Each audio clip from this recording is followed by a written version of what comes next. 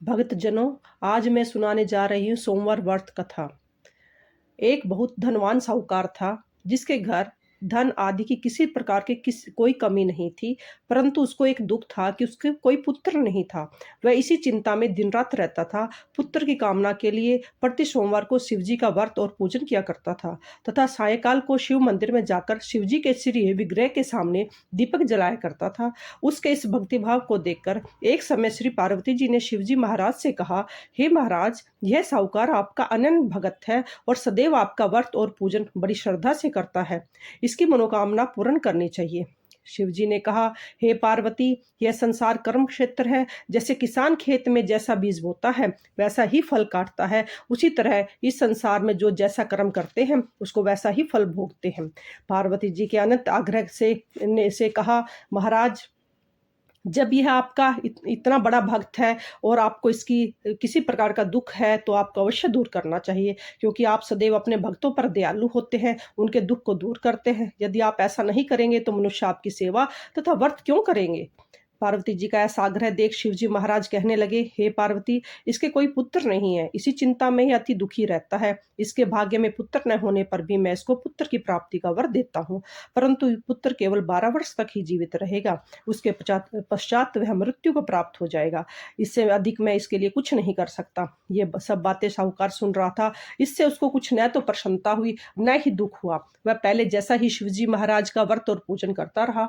कुछ काल व्यतीत हो जाने पर साहूकार की स्त्री गर्भवती हुई और 10वें महीने में उसके गर्भ में अति सुंदर पुत्र की प्राप्ति हुई। साहूकार के घर में बहुत खुशियां मनाई गई, परंतु साहूकार ने उसकी केवल 12 वर्ष की आयु जान कोई अधिक प्रसन्नता प्रकट नहीं की थी और न ही किसी को इसका भेद ही बताया। जब वह बालक 11 वर्ष का हो गया तो उस बालक की माता ने उसके पिता से विवाह आदि के लिए कहा, तो वह साहूकार कहने लगा कि अभी मैं इसका विवाह नहीं करूंगा, अपने पुत्र को काशी जी पढ़ने के लिए भेजूंगा। फिर साहूकार ने अपने साले को बुला उसको बहुत सा धन दान देकर कहा, तुम इस बालक को काशी जी पढ़ने के लिए ले जाओ और रास्ते में जिस स्थान पर भी जाओ यज्ञ करते जाओ और ब्राह्मणों को भोजन कराते जाओ। वे दोनों मामा भांजे यज्ञ करते और ब्राह्मणों को भोजन कराते जा रहे थे कि रास्ते में उनको एक बड़ा शहर पड़ा। उस शहर में राजा की कन्या का विवाह था। उस दूसरे राजा का लड़का जो विवाह कराने के लिए बारात लेकर आया था, वह एक आंख से काना था। उसके पिता को इस बात की बड़ी चिंता थी कि कहीं वर को देख कन्या के माता पिता विवाह में किसी प्रकार की अड़चन न पैदा कर दें। इस कारण जब उसने अति सुंदर सेठ के लड़के को देखा तो मन में विचार किया कि क्यों न दरवाजे के सामने इस समय इस लड़के से वर का काम कराया जाए। ऐसा विचार कर वर के पिता ने उसके लड़के के मामा से बात की तो वे राजी हो गए। फिर उस लड़के को वर के कपड़े पहना, घोड़ी पर चढ़ा, दरवाजे पर ले गए तो सब कार्य प्रसन्नता से पूर्ण हो गया। फिर वर के पिता ने सोचा कि यदि विवाह कार्य भी इसी लड़के से करा लिया जाए तो क्या बुराई है। ऐसा विचार करके लड़के और उसके मामा ने कहा, यदि आप फेरों का और कन्यादान के काम को भी करा दे तो आपकी बड़ी कृपा होगी और मैं इसके बदले में आपको बहुत कुछ धन दूंगा। तो उन्होंने उसे स्वीकार कर लिया। विवाह कार्य भी बहुत अच्छी तरह से संपन्न हो गया।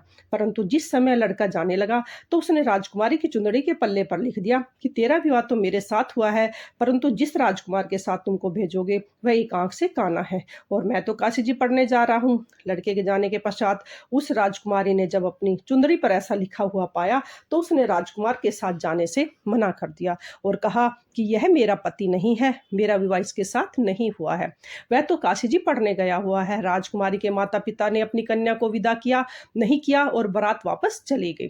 उधर सेठ का लड़का और उसका मामा काशी जी पहुंच गए। वहां जाकर उन्होंने यज्ञ किया। लड़के ने पढ़ना शुरू कर दिया। जब लड़के की आयु 12 वर्ष की हो गई उस दिन उन्होंने यज्ञ रचा रखा था कि लड़के के ने अपने मामा से कहा, मामा जी, आज मेरी तबीयत कुछ ठीक नहीं है। मामा ने कहा, अंदर जाकर सो जाओ। लड़का अंदर जाकर सो गया। थोड़ी देर में उसके प्राण निकल गए। जब उसके मामा ने आकर देखा तो वह मुर्दा पड़ा है। यह देख उसको बड़ा दुख हुआ। उसने सोचा, अगर मैं अभी रोना पीटना मचा दूंगा तो यज्ञ का कार्य अधूरा रह जाएगा। अतः उसने जल्दी से यज्ञ का कार्य समाप्त कर ब्राह्मणों के जाने के बाद रोना पीटना आरंभ कर दिया।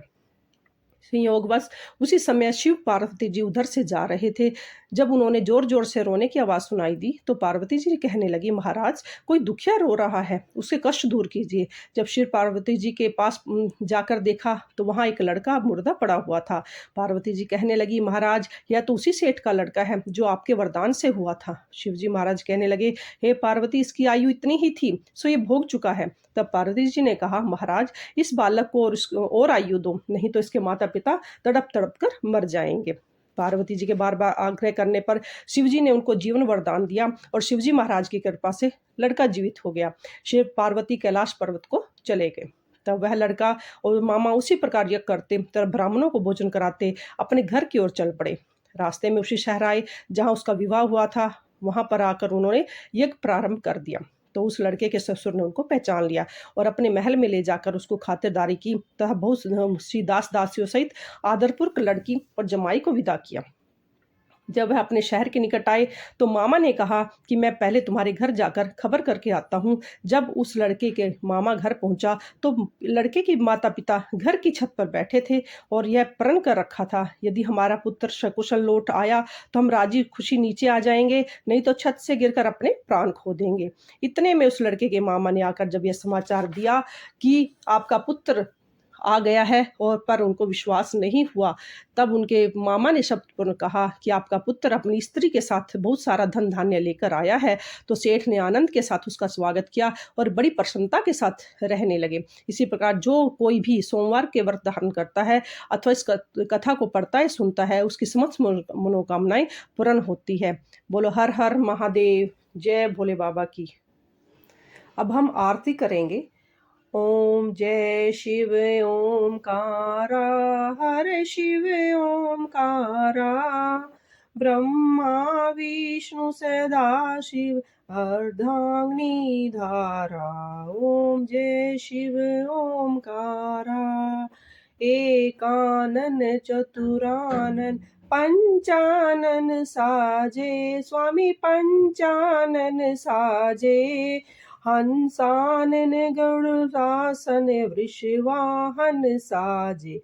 ओम जय शिव ओमकारा, दो भुज चार चतुर्भुज, दस भुज ते सोहे, प्रभु दस भुज ते सोहे। तीनों रूप निखरता, त्रिभुवन जन मोहे। ओम जय शिव ओमकारा, अक्षमाला वनमाला रुंडमाला धारी, प्रभु रुंडमाला धारी। कंदन मृग मंद लोचन, भाले शशिधारी। ओम जय शिव ओमकारा, श्वेतांबर पीतांबर बाघंबर अंगे, प्रभु बाघंबर अंगे। सनकादि ब्रह्मादिक भूतादिक संगे। ओम जय शिव ओमकारा, कर मध्य कमंडल चक्र त्रिशूल धरता, प्रभु चक्र त्रिशूल धरता। जग करता जग हरता, जग पालन करता। ओम जय शिव ओमकारा, ब्रह्मा विष्णु सदा शिव जानत अविवेका, प्रभु जानत अविवेका। पन्वाक्षर के मध्य यह तीनों एका। ओम जय शिव ओमकारा, त्रिगुण शिव जी की आरती जो कोई नर गावे, प्रभु प्रेम सहित गावे। कहत हरि हर स्वामी, कहत शिवानंद स्वामी, मनवांछित फल पावे। ओम जय शिव ओमकारा।